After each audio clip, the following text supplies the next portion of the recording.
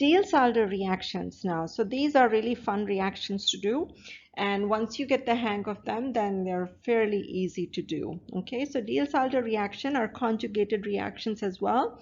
And so you will have the diene and the dienophile. Okay, and I've written them out all in the same way, which means the dienes are on the left side and the dienophiles on the right side. So these are going to be 1, 2, 3, 4, and then 1, 2 over here. Okay, or if you want to say 5, 6. So these are actually 4 plus 2 kind of reactions, okay, where you're adding 4 carbons that are involved in conjugation with 2 that are involved. Okay, so let's go ahead and I'm going to do the mechanism for the first one. Okay, so I'm going to just write this out because this is what's called a concerted mechanism. So in this case, everything is happening at the same time. You don't really have a clear nucleophile or a electrophile, okay, in here. So you end up having just any kind of arrow going, not wherever, but between 1 and 6. So the new bonds that you're going to form is going to be between 1 and 6, and the new bond is going to be between 4 and 5. A 4 plus 2 system generally means that you're going to end up with a 6-membered ring. Okay, so Diels-Alder will generally give you a 6-membered ring because it is a 4 plus 2 system. So the double bond has moved from between 1 and 2 to 2, 3. So we're going to have the new double bond over here. There is no double bond remaining between 5 and 6. This is 5 and 6. Okay, so there is no double bond remaining in there. However, we have to write all the other substituents that we have. So on carbon number 1, we have a methyl group. Carbon number 4, we have a methyl group. Carbon number 6, there is an aldehyde. Okay, so that's it. It's as simple as that. So let's look at the next one now. In the case of next one, 1, 2, 3, 4, 5, 6. Okay, and you may not need to number this as you're getting more comfortable with this.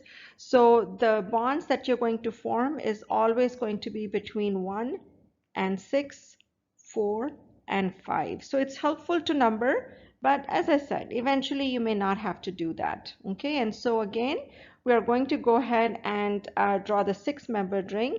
And so here is my 6-membered ring.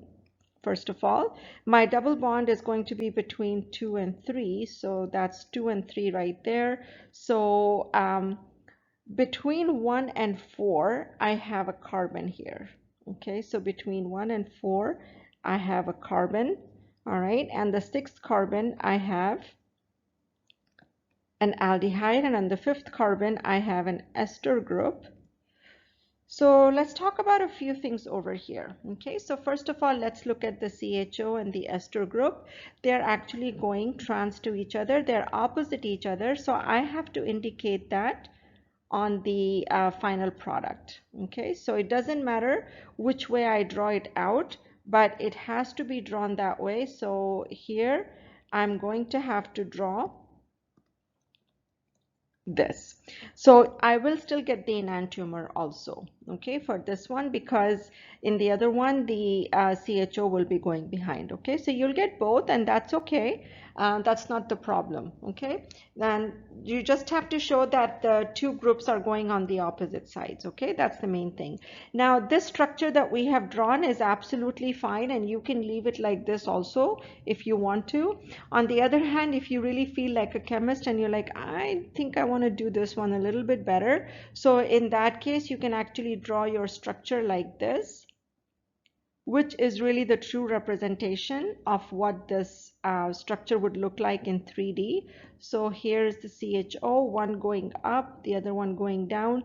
Now I would still go ahead and draw the wedges and the dash lines just to indicate the stereochemistry, even though visually it might seem going up and down in the opposite direction, but you can never be sure. Okay, so this would be a more accurate representation, but this is also acceptable. The first one is also acceptable.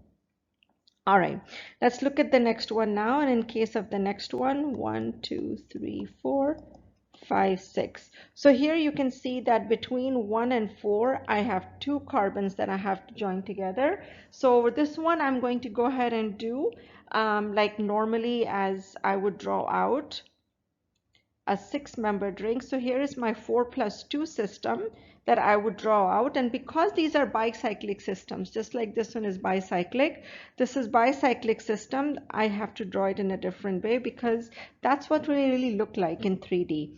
Between 2 and 3 is going to be my double bond. So 1, 2, 3, 4. Those are the 4 carbons, and then 5 and 6. So in 5 and 6 also I have a ring. So this is actually a huge structure now, because now it becomes not just a bicyclic but a tricyclic structure. And here I have a chlorine and here I have a chlorine. Okay, so that's what the structure is going to look like. So it's a tricyclic structure because I'm joining 2 rings together. When you join just open structures, you get 1 ring. When you have 1 ring and 1 open, you get a bicyclic. Okay, and in this case, this was a tricyclic structure. That's not so important.